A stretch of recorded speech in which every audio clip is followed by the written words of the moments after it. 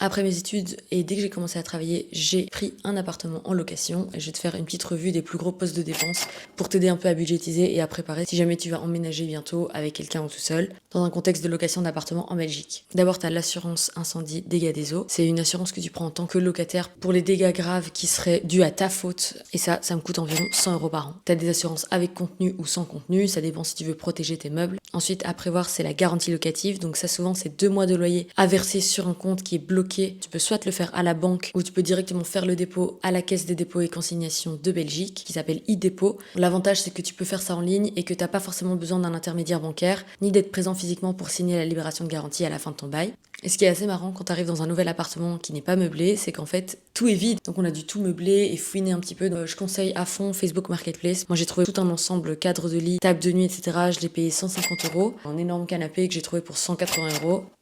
Qui est une affaire incroyable. Aussi en Belgique, on a pas mal de magasins de seconde main. Donc il y a Troc et Kringwinkel. En fonction des établissements, il y en a qui sont plus spécialisés dans les textiles, qui sont plus spécialisés dans la vaisselle. Et il y a aussi la chaîne de magasins Restore, qui sont aussi des magasins de seconde main, où on peut trouver un petit peu de tout. Allez faire un tour parce que franchement, il y a toujours des petites pépites.